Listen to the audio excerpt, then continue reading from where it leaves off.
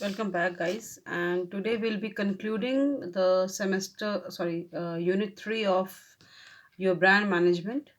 We will live with some of the portion like competitive frame of reference, points of parity, and points of difference. And I think we had already done positioning. Till positioning we had done. So uh, brand positioning has some guidelines, and the very first guideline is to define and communicate the competitive frame of reference. You need to define the competitive frame of reference uh, regarding brand positioning, and you have to choose and establish the points of parity and the points of difference. So we start with the very first guideline, that is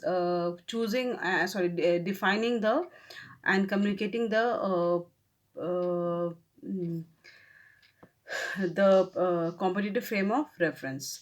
Now, basically, the competitive frame of reference, when you launch a particular product, you need to find out the reference point regarding your product. कौन कौन products already market में आपके competitors उतरे हुए हैं, उनका एक reference बना के you need to launch your product. So it is the competitive frame of reference basically provides the context for positioning. It provides the context for positioning, and it is always a fancy way to describe your market and the way you want to position your particular brand or your product. Now, of course, the competitive frame of reference is a very complex and multidimensional concept, but it needs to be streamlined so that you come to know who are your real competitors, and in that frame of reference you try to launch your product and you try to position your particular brand. Now, the second guideline could be about knowing your points of parity and the points of reference. But before that, you need to choose a ideal frame of reference. You need to choose a reference which is very ideal for your product. Now, when you choose a particular competitive frame of reference, it should be that it reduces the number of brands into competition. And number two, you shouldn't choose on the basis of technology, because technology becomes obsolete very soon. Now you need to determine your competitive frame of reference. Now, how will you determine your competitive frame of reference?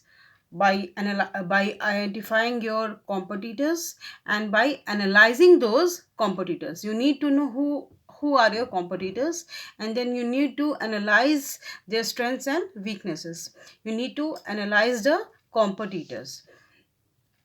Now, when you determine a particular frame of reference, the very first point you need to do is to identify your competitors, and then you choose your particular point of parity and point of difference. Now, we will now discuss what is point of parity and points of difference. Now, POP, that is points of parity. Parity is what? Some like equal or balance. So आप जो भी products market में लाते हैं, ये you need to match your products with that of the competitors. This is called points of parity. Now, and your product should be very much largely similar to that of the competitors. ऐसा ना हो कि आपका product competitor से कम हो, उसके attributes कम हो, उसके फीचर्स कम हो, उसके यूसेज कम हो. ऐसा नहीं होना चाहिए. Otherwise your product will not be be successful in the market. So points of parity means that you have to match the product of the competitors. This is you need to establish points of parity. क्या क्या, मान लीजिए customer दे रहा है durability, तो आपको भी durability देना है. अगर कस्टमर दे रहा है रिलायबिलिटी, तो आपको भी रिलायबिलिटी देना है, क्योंकि आपको कंपटीशन को फेस करना है. You need to compete with the competitors. And आपको अगर मार्केट में रहना है तो you have to make your products which have similar features as those of the competitors. Now आपको इसी maintaining your points of parity, you also need to maintain the points of difference, POD. यहाँ पे आप क्या करते हैं कि आप कुछ डिस्टिंक्ट देने की कोशिश करते हैं अपने कस्टमर्स को. You need to give your customers something distinct. ऐसा ऑफर देना है आपको, a distinct offer, so that it differentiates it with your competitors. कुछ इसको हम लोग यूएसपी भी बोलते हैं. कुछ ऐसा यूनिक सेलिंग प्रपोर्शन आपको देना है which has which makes your brand have an edge over your competitors.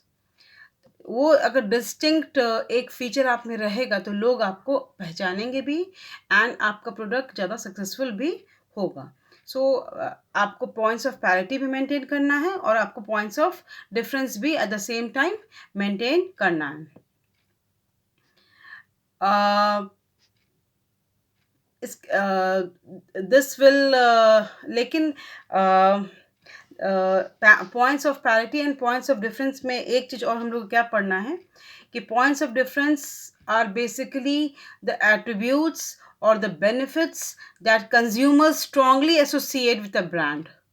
ठीक है, they positively evaluate and believe that they could not find it to the same extent with a competitive brand.